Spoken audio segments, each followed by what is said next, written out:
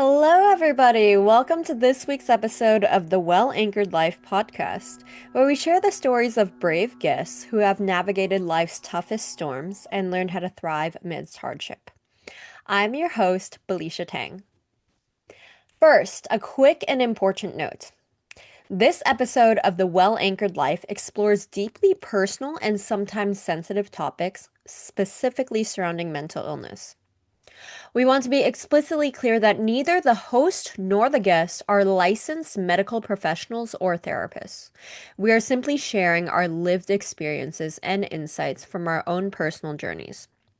This conversation is offered for entertainment and educational purposes only.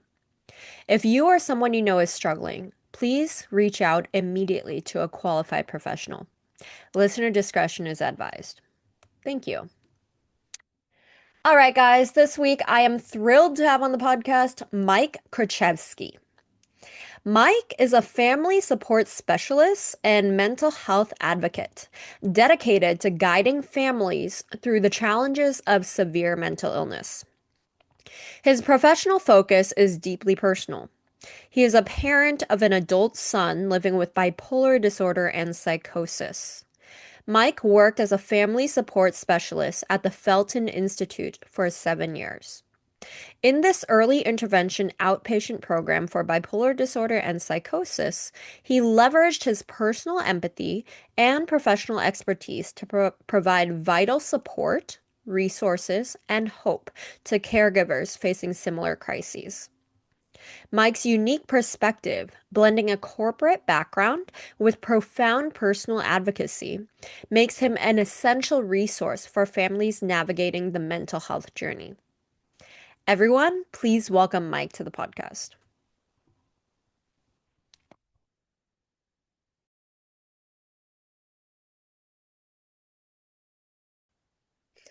Hi, Mike. Welcome to the podcast. It's so nice to have you Hi, here Felicia. today. Hi, Yeah, how are you doing? I'm doing pretty well. Thank you so Um, much for being here. I know this interview has been a long time coming. But today we're going to talk about your experience as the father of a son with a mental illness, with bipolar disorder, okay. because that is a big challenge, right? Seeing your child suffer through a mental illness, and how you best supported him through that time, and what your own experience as the father of someone with bipolar disorder, what that was like. And that's really what I want to focus on today.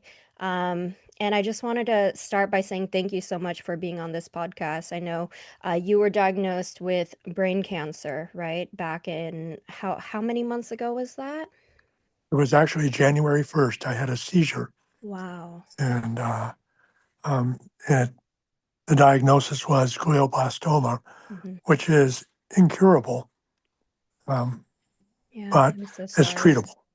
Yeah. Yeah, yeah. And everything good with treatment right now? Chemotherapy? How are you feeling today? You know, I'm a little drug out Okay. Yeah, from totally the understand. chemo. Hmm. Yeah, yeah. Yeah. So I understand how people um, react differently to medication and all that stuff. But Yeah. I'm hanging in there. I'm going to Stanford, and I put myself in their hands. Very good. Yeah. And the last time I spoke with you, you had finished surgery or one round of surgery, right? And Yeah. I was just amazed at your almost like your positive, glass half full attitude hmm towards this illness, and I just wanted let's start there. Um, how do you keep a positive outlook in light of a diagnosis like that? Well, I don't know for sure, except it takes a lot of peer support, Mm-hmm. and which I had in the hospital. And I was never in denial about it. I passed out, had a seizure, you know, went to the ER, or ED, and they sewed me up. I fell down, cracked my head open, and then they did the biopsy 2 weeks later and came back with a diagnosis. So it's not like mental health. It's nothing I can do about it. So except survive it. Yeah. Yeah. Well, again, thank you for taking the time out of your day to be here today, and I Sure. let's get into your journey with mental health. So, like I Hmm. mentioned before, you have a son, an adult son, who has bipolar disorder, and and then this experience of having a loved one with a mental illness, I think it inspired you to get into a line of work where you were a family support specialist, right, over at the Felton Institute, um, which is a nonprofit organization based in the Bay Area in California. And Hmm. you guys treat, you're an early intervention program for individuals with bipolar disorder, and may have psychotic features as well, right? Like early intervention, bipolar psychosis. Um, Yes, and this is where you worked. For how many years were you at Felton? I was there for 7 years. 7 years, yeah. So in Yeah. your experience there, you had the chance to work with a lot of other family members and parents who have children with bipolar disorder and who are Yes, probably in the early phases of grappling with the diagnosis. Maybe their kid was newly diagnosed and they are in shock. They are maybe in denial. They have no idea what to make of it. And you were there as a mentor and support system for them. that's correct. Drawing on your own experience as a parent with a son with bipolar disorder. So, let's start by talking about, well, about your upbringing and where you were born and raised, and you're a musician as well. So, um, let's talk about all that. So, are you a Bay Area native as well? No, I grew up in Los Angeles, in Los Inglewood, Angeles. Got it. and I came up here in uh, 1978. And so I had my undergraduate work in sociology and history because I was really trying to understand back in the 60s and 70s, how did we get here? Mm, And I felt that, history um, is subject to the whims of the historian, and mhm, sociology is kind of bare bones, but um, I found a middle path in social psychology with historical antecedents, and uh, and it was very fruitful for me. I also went on to um, get corporate work, and my my view is I've always been a little bit crazy, but Me too. of course, um, but um, I view the world um, horizontally instead of hierarchically. And I feel like all those things, those issues, play out in how we construct our reality. Hmm. Yeah. So, but I also found, and this is interesting, that when I was in sixth grade, I remember it was a Friday afternoon, and I wondered how come I was more sensitive than all the other kids. And I recognized it, and I tried to deal with it and thought, well, how can I change this? And then do I want to change it? And I took a page from Bobby Kennedy, who said that, you know, if you got a problem, hang a lantern on it. Mm. So that's what I proceeded to do. I hung a lantern on my my issue of sensitivity and came out getting voted the biggest hippie in the class of 1968 as a result. Biggest hippie. That's so funny. It, Yeah. Yeah. it, So, and it wasn't a compliment, by the way. oh, No, it wasn't. it depends on how you see it, right? I think so. You talk about sensitivity, and I too am a highly sensitive person, and that actually is a category that Yes. describes a group of people who, let me ask you, what does that mean to be a highly sensitive person? What does that definition mean? Well, to me, it's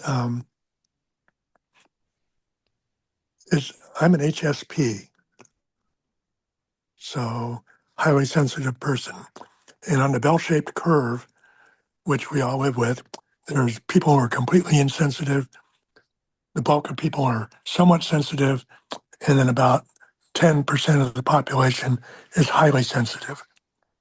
And for that part of the population, they feel things more strongly. Hmm. They, we, we, I don't know, it's hard for me to say, but suffice to say that um, because of how we approach the world around us, that we, some of us survive it okay, but a few of us fall through the cracks. Yeah. And that, and without proper care, A lot of support from our loved ones, yeah, when we are highly sensitive. I was also a very sensitive kid, and of course, I chose the exact wrong sport to be a sensitive kid in competitive gymnastics. And yeah, it was a very abusive sport. And as someone who was so sensitive, I spent my childhood very much in fear constantly, and a lot of crying sessions in bathroom stalls. And I have a theory that it was the trauma of being in that sport for 10 years and being stuck in it that uh, triggered something to happen in my brain, um, that now it manifests as bipolar disorder. This is my theory. And yeah, but to me, highly sensitive people are just, if we want to put a poetic spin to it, right? I'm a writer. So I think the world just becomes a very volatile place. You feel yes, things more deeply. You feel the highs feel more joyous, more vibrant. The lows are even more crippling. And yes, I think that's essentially what we could say bipolar is too, right? It's like the yeah, the magnitude and the spectrum of emotions you experience are just bigger than the average person. Your highs are higher, your lows are lower. The way I heard it described in a book I read called The First Rate Madness, um, it was like if bipolar disorder, if neurotypical people without bipolar, they see their perception is the middle of the canvas of a painting. People with bipolar have access to the edges of the canvas. yes, They can yeah, see more of the canvas, more of the painting. yes. Um, so yeah, now you have this highly sensitive personality type. What were some coping skills you used personally to self-regulate your emotions? Well, the main thing was I was set up to fail, um, but ironically, it gave me strength. I had a mom, a dad, and two half sisters. So, and my mom was alcoholic, and my dad wasn't. Um, but they all gave me unconditional love, and they, neighbors would say, "Oh, you're spoiling them," and it's like, no, we're dealing with them as we should. Yeah. And and they, even though my mom and dad came from completely different places, um, my I actually had three moms because my mom was married before and had two daughters, and then so there was no competition between us Yeah. Yeah. because of the age difference. Right, right. So I basically had three moms and one father, Yeah. and that helped me. I came to realize that that helped me more than anything else. That unconditional love and support you got from your family. I had a safe place to go. Yeah. That's huge. That It's that huge. that's huge. And unfortunately, it's not always a given. No, it's not. You would expect that your parents, the ones who gave you life, are your safe space. They should give you unconditional love, without question, right? But that is not always the case. And it's really No, hard, when people deal with mental illness, it really takes a village to manage something as hard as bipolar disorder, and other ones as well, not just bipolar. They're all really difficult. And um, so people who don't have the right support system fall through the cracks. here we do. And yeah, exactly. So now let's talk about the family history component of bipolar disorder, because as we know, or maybe you don't know this, not you personally, people listening to the podcast, bipolar disorder is a brain illness. So the brain is an organ, and to kind of oversimplify it a little bit, it's like your brain is not working as it should, right? So most people, in order to heal from bipolar, need to be on medication to treat the neurological, neurobiological component of this illness. But medication alone Mhm. does not fix bipolar completely. There is no Right, cure for bipolar at this moment. There are only ways to treat it and manage symptoms, just like brain cancer, your diagnosis, right? There's no cure, right, but there's ways to mitigate symptoms and manage it. Um, Now, meds alone doesn't fix it. You also need lifestyle changes, right? Be very vigilant about getting enough sleep, getting enough exercise, eating good food, um, being surrounded by a great support system of people who can support you in times of crisis, and also in times of stability as well, how to keep you stable, right? Maybe they're the people who can point out warning signs of, like, I'm an outside observer, I care about you, and I'm observing that you may be getting a little elevated, hypomanic or manic, or sometimes your perception when you're bipolar, you may not even realize you're getting symptomatic or episodic, right? right, So right. having people on the outside uh, enlighten you to that is important. And also, just in general, like you mentioned, unconditional love. Just Yep, knowing that, yes, I have this challenge, but I can always have this safety net to fall back on if shit hits the yep, fan. And I'm never gonna be, homeless, or, you know, no place to go. I always at least have this safety net. That's super important. So let's segue to talking about your son. So, your son was diagnosed with bipolar disorder at what age? 18. He was 18. Yeah. Yep. Yeah. And did you have anyone else in the family who had bipolar? Um, Looking back on it, my mom probably had undiagnosed bipolar. Mm-hmm. Um, but one thing that we sort of skipped over that I'd like to elevate Mm-hmm. Mm-hmm. Mm-hmm. is another element of the condition for bipolar disorder Mm-hmm. is the things that dull normals would just sort of brush off Mm-hmm. affect the highly sensitive person very deeply. Mm-hmm. And that's client based or client defined trauma. Yeah. You know, Trauma. so trauma.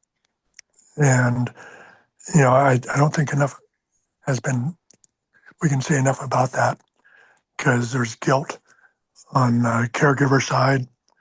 There's uh, denial on the participant side, but it's there. Yeah. Absolutely. Childhood trauma, or what they call adverse childhood experiences, ACEs, Mhm. is a very, very big predictor of mental illness across the board. Um, Yep. yeah. And But who's so somebody can go through um, a concentration camp experience and still be okay, right. and others are not. So what are the leading precursors to that? And I think that um, my belief is anyway that um, the highly sensitive person experiences that more deeply than the average to normal. Yeah, absolutely. I can attest to that for sure. Yeah. Yep. Yeah. Um, my trauma was the competitive gymnastics and the verbal emotional abuse of that sport. And I've had teammates who actually had it even worse than me, objectively. They were not only Hmm. verbally and emotionally abused, they were physically abused as well. But some of Hmm. them seem way more well adjusted than me. Some of Yep. them don't have bipolar, most of them don't, but I do. Hmm. And it's because I am a highly sensitive person, and that same experience can affect two people very differently. For some That's right. people, it doesn't affect them at all. They can move on with their Yep. life after the trauma event is over and no real adverse mental health consequences. But for some people, it can be very, very traumatic. It's all subjective, and I think it's based on genetics. Having these predispositions towards being very sensitive. It could Yep. be, yeah, your personality, which is shaped by genetics, right? So it's like this nature versus nurture thing going on, right? You have your genetics and your environment that together shape who you are as a human, how you behave, how you think, feel. Um, yeah, so thank you for highlighting that. This childhood trauma, and I'm actually doing the peer support specialist training right now. So I am Well, there you currently go. going to get certified to be a peer support specialist after working with Phil from Felton, and he was so great for me. It inspired me to want to do the same for other people. And I'm learning a lot about That's wonderful. yeah, yeah. I'm learning a lot in that training, and it's been difficult, It's bringing up a lot of things from the past, from my trauma. And so now let's now focus on your son. And so when he was diagnosed, what were some initial reactions from you and the mother of your son? Like, how'd you guys react?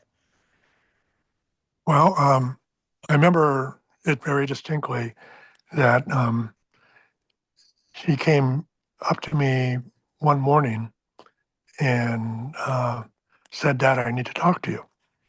And I said, "Okay."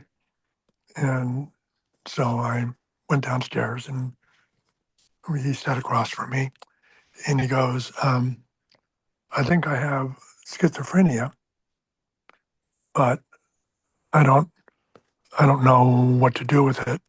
And I said, "What was that conclusion?" And he said, "I'm hearing voices and they're very present." And so I said, "Well, we have a family therapist. Would you mind if I contacted him?" And he goes, "No, absolutely." So we did that, and then had him 52-50'd What after is some that? struggle with meds. 5250. What is 50. that? It's a 72-hour temporary hold Got it. in a hospital. Got it. And because he was 18, he was an adult, and we would go visit them there. and he would just say, "Get me out of this place." Wow. You know, I didn't know what I was signing up for, but it was not this. Yeah. So um, we did um, the outpatient thing with Mills. Um, Um, he okay, was so they like, recommended, yeah. Mm-hmm. so let me out of here. I said, we can't. You're on involuntary hold for 72 hours, but we will as soon as you can. Um, we will. And then he went to a half day outpatient session for 2 weeks, and then they recommended Felton, and um, so that was how we ended up there. Got it. And he And was then diagnosed bipolar. uh, bipolar, and also um, see, I don't know about these diagnoses Mm. to be sure, Mm-hmm. even after all these years working with them. I I feel very strongly, and this is just personal for me, that um,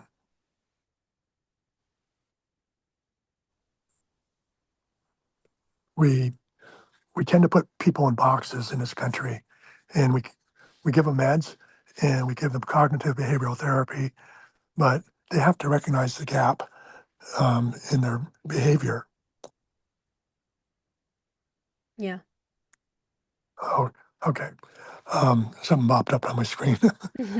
uh, so um, I'm I'm convinced now more than ever that um, we we in America we tend to label people and use behavioristic techniques to get them out of it, and they're really not sufficient. Mm. The problem is, unless we catch it way, way early, and so the problem is that we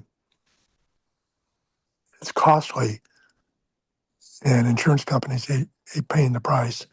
But that's the problem, really, is that it takes several years of psychotherapy to break through, and there's no guarantees with it. Right. But that's what they do in Europe. That's what they do everywhere else in the world, but except in this country. Yeah. Yeah. So There are. I, Mm-hmm. I, when I was at Felton, it's a cognitive behavioral therapy for psychosis shop, and so that's what they use. But in fact, I've talked with the people that fund us at the county. They know it's complex PTSD is the source of it, and because it is, we're not addressing it at Felton. Mm. Complex PTSD. Yeah. I've I've heard of it. Um, yeah, that one's a tricky one, and It's yeah. yeah, and it's I mean, I'm talking to you as a friend and Yeah. stuff, and it's um, and I admire that you're getting help from Phil and on your journey, Yeah. and I learned a lot while I was at Felton, but their unwillingness to fund um, complex PTSD and what it would take to do it. Um, I that's the downside of Yeah. the game at Felton. I see. Yeah. Um, funding is a huge issue. I think like we need to advocate for mental illness and mental health in order to get more funding from the government to do more of these necessary research, such as exploring the link between complex PTSD and mental illnesses such as bipolar disorder. And we know that, as we mentioned before, childhood trauma plays a big role in predicting prevalence rates of mental illness in young adulthood or adulthood. Um, yeah, no, I definitely, so that's why I appreciate this conversation so much, Mike, is we're Mm, laying it out there. We are having that yep. conversation about mental health. And now, when so your son was diagnosed, and I'm sure you guys had a whole whirlwind of emotions surrounding that, right? Mm-hmm. As a parent of a child with a mental illness, that must have been so hard, seeing your child suffer like that. Feeling, I'm sure you felt maybe helpless, like I don't know how to help my kid. I want to help, but I don't know where to turn to. I don't know what to do to be helpful and supportive. I feel so bad for my kid because they're the ones who has to have to live with this for the rest of their lives. Right. Maybe you feel some guilt as well. Like, did I cause this? What did I do to raise them that made them end up this way? I'm speaking from my experience, things my mother has communicated to me Mm-hmm. about her own feelings. She'll always say, like, oh, Felicia, you used to be such an angel. You used to be so good, like, what happened? How did you turn out this way? And I'm just like, Mom, what do you mean what happened? Like that doesn't make me feel good, like, but Yeah. it Yeah. reflects that she's going through her own grief process too. Yes. Like grieving this idea of who I am and how all her hopes and dreams and ambitions for her daughter, her only daughter, you know, Mm-hmm. um, kind of changing and, in light of a diagnosis and seeing my kid is going through this and her life is not unfolding in the way I wanted it to for her, Yes. Yes. and so talk to me about your own feelings as a parent upon hearing his diagnosis. Well, initially it was, how can I put it? It was it was Hmm. difficult to hear. Nothing was ever going to be the same from this point forward. Right. And then I'd question things that I had done, I had said to him, um, uh, you know, sometimes with some harshness, but not appreciating um, how truly sensitive he was. But in the due course of time, um, and we're not through it yet. It's been 10 years, or Hmm. 12 years, and we're not finished with this journey yet. So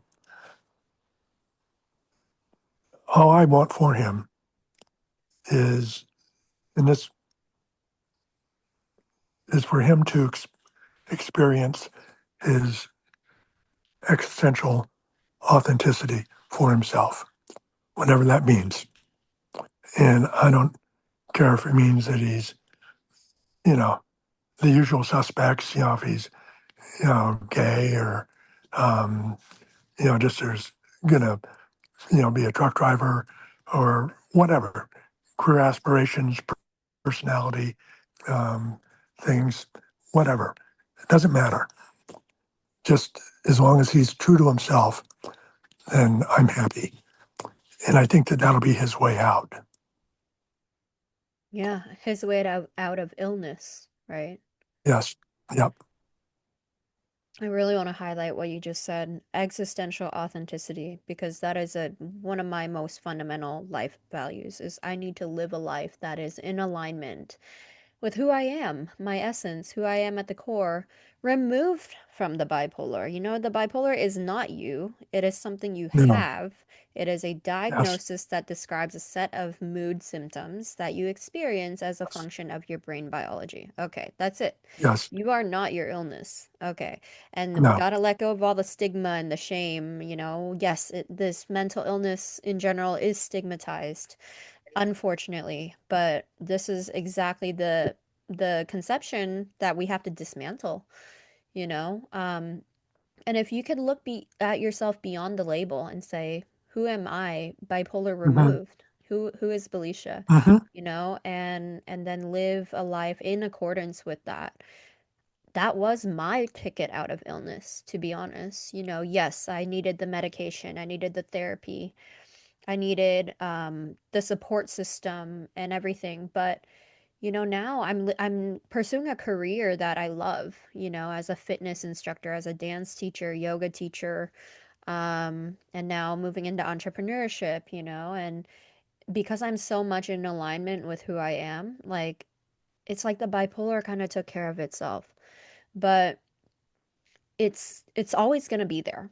I always feel like I'm going to be stalked by this shadow of bipolar. It's never going to go away, but I've learned how to manage it so well that it's kind of faded into the backdrop of my existence. I'm not even thinking about Okay. it that much.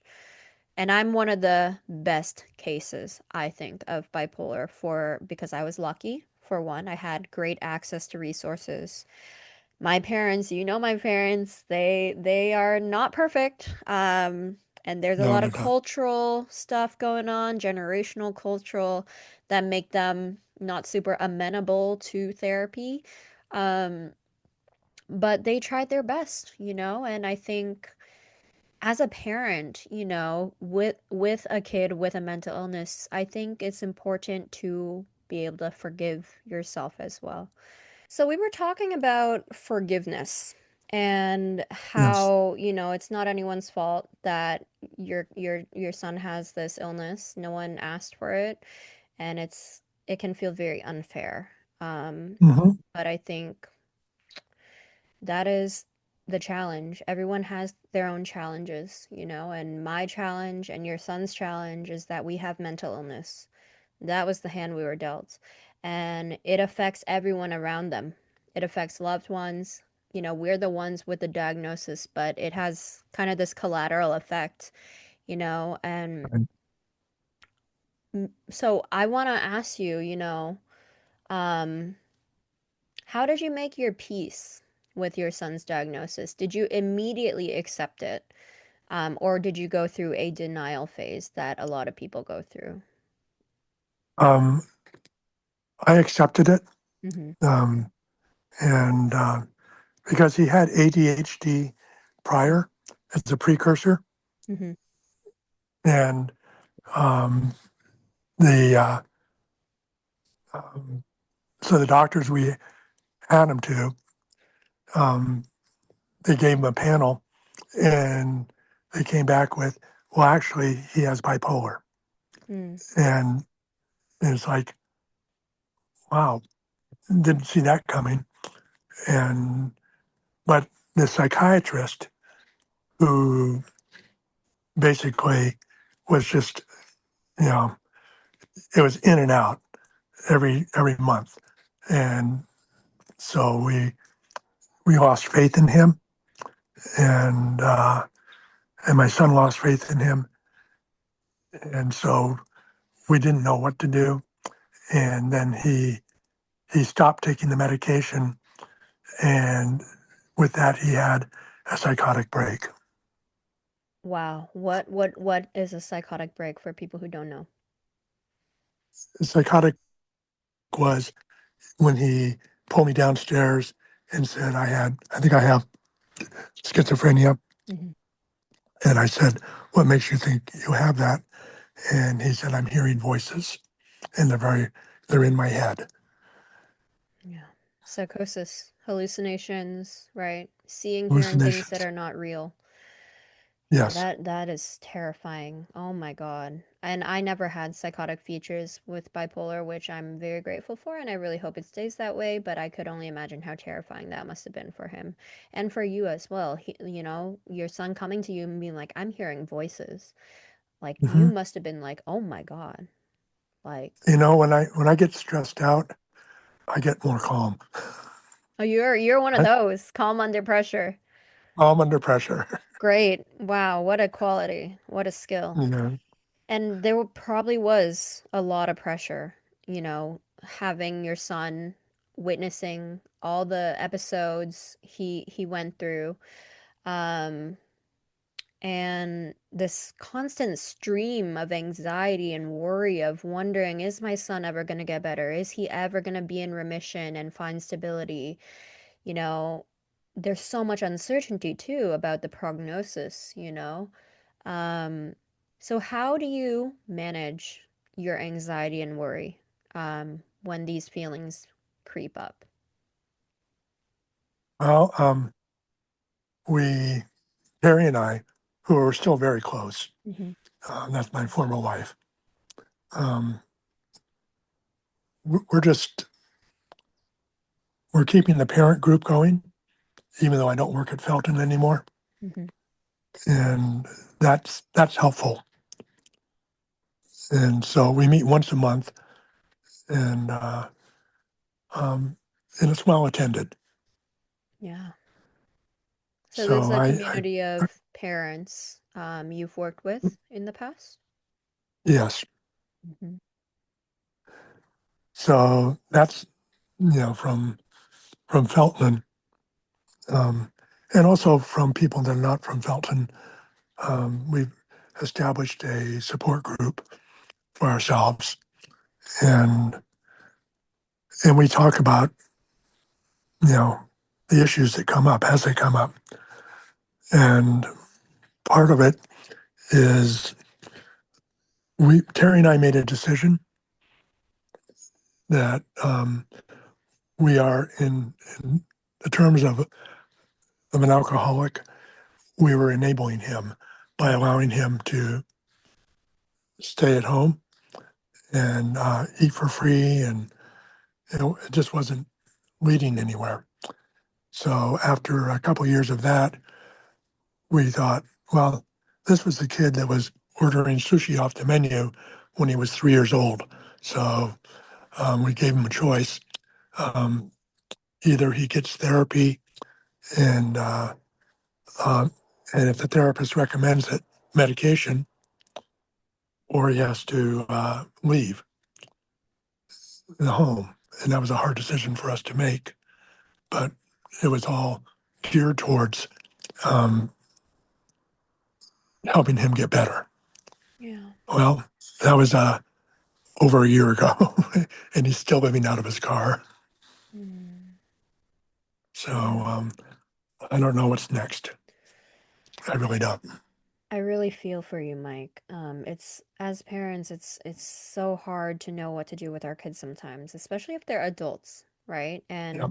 this is the next topic question I want to ask you is like, you want to be there for him, you want to support him and make sure he gets his needs taken care of, but at the same time, like that word you use, enable, right? It's like if you're enabling him by having him rely on you too much, um, and then also if he's in denial and he's refusing to get the medication and the treatment and the therapy, then he's not getting better. And nothing is really changing in terms of his healing journey.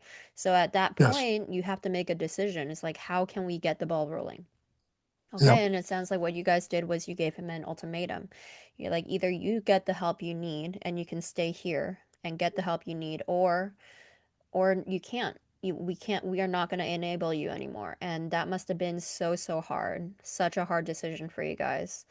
Um, as parents, you guys often have to do things that you wonder if it's the right call, but it's like if you Yeah. want necessary change to happen, at some point you have to make a decision, you Yep. know? Yep. Well, we And gave him a year and a half, 2 years of actually, I gave him more than that, of living at home, but it didn't seem to be going anywhere. Mm. And all we wanted was, you know, for him to, you know, be at peace and live his live his best life. Yeah, of course. Of And course. So, the title of my podcast is The Well Anchored Life. So, life is turbulent. There are storms, and there are so many types of suffering out there. So, how do you stay rooted and centered and grounded amidst life's many hardships? And mm, that's the question I wanted to ask you is how do you practice self-care and self-compassion, while seeing your son struggle, while seeing your son living out of his car and still going through bipolar and not getting the help he needs. And as a parent, that must be so, so painful to see that. How do you stay anchored? well, I don't know if this is right or not. I really don't. But I, I refuse to see him. Um, he's gotten very racial Mm, in terms of his um, attitudes, and I just that's one thing I just can't abide. mm-hmm. Yeah, And I yeah, know it's not him. It's not the way he was raised. It's embarrassing and humiliating for me as a person to see that. yeah. So I've cut off all communication with him um, for the last 3 months. I see. Yeah. And again, must have been a hard decision to do that, but you know, do you think some of his, because I know bipolar is one of those illnesses that the behavior is heavily influenced by what's going on in your brain. And bipolar symptoms can cause people to do and say things that are totally uncharacteristic and really, really outrageous. I mean, look at Kanye West, right? Right, Poster child, Hollywood's poster child of bipolar disorder, and he famously refuses medication because he thinks it limits his creativity. So right, he's not on meds. And yeah, that causes him to say crazy things like, oh, denying the Holocaust ever happened. I mean, come right. on, you know. Yeah. Um, how much of your son's attitudes are do you think are colored by bipolar, and how much of it is you think really him? I think it's all bipolar. Yeah, Yeah. Yeah. it No is. question. Yeah. No, Yeah. totally. I know you're a great person. You certainly didn't raise him that way, um and then the next step though is saying, okay, this is bipolar talking, but it is on the onus of the person with the illness to take responsibility of their healing, I believe.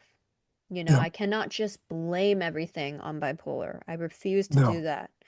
No. Okay, yes, maybe I'm episodic. Sometimes it happens, and I do something, say something that is uncharacteristic of me. People get hurt as a result. Hmm. First step, I forgive myself. Okay, but I have to also own up to it. And I have to Hmm. make the necessary amends and apologies to the people I've hurt who Yeah. got caught up in the chaos. And then I have to go back and, in your words, right, shine the lantern on what happened, right? It's like I need to learn from each time I relapse into an episode what happened there and how can I make sure it never happens again to the best of my ability. Hmm. And what am I going to change in my behavior, in my lifestyle, in my coping skills to make sure that it doesn't happen again? Hmm. It sounds to me that your son is missing this step, Yep. right? Yep. And that's tough. And I don't think it's just him. I think it's a lot of people with bipolar who are in denial. Yeah. And Something that he said to me um, when he was living with me, this is a number of years ago, but I've never forgotten it, is I asked him why. Why is he refusing meds? Why is he refusing therapy? Why is he refusing help? You know, and he just blurted out, you know, who's gonna who's gonna accept me under these circumstances? who's going to accept me if they know I'm on medication? Is that what it is? Yeah, I mean, he'll see a bottle of, and he'll look it up and or Google it, and if it says antipsychotic, he refuses it. Mm, And it's not that he's against taking meds; he's just taking all this, you know, weird internet stuff. mm, yeah. I used to be ashamed of having to be on meds just to function like a normal person. But Yeah. now I take my meds with gratitude Hmm. because the meds are a big reason why I'm stable. Yeah. That in conjunction with the therapy and the coping skills and the management plan is what keeps me stable and regulated. Hmm. And I don't think I'd be here today if I wasn't on medication. And what I wish for your son is that he can hopefully one day, sometime soon, snap out of that denial and be like, listen, and let go of all that shame. Let go of the stigma Yeah. of like, who Yeah. cares if you have to be on meds? So many people are on medication for all sorts of things. Okay. And Yeah. yes, being on Yeah. medication for mental illness has a certain stigma to it, but also it is more common than we think. Okay, Right. this is like the one of the many things I'm learning in my mental health training right now is that mental illness is very common. It's just the stigma causes people to not want to talk about it and cower in shame. Yeah. But if you take away the stigma and the shame and all of that, it just boils down to one thing. You have an illness of the brain. Your brain is not working as it should. So you take medication for it, just like if you had diabetes. Okay, you Hmm. take medication to treat it. And end of story.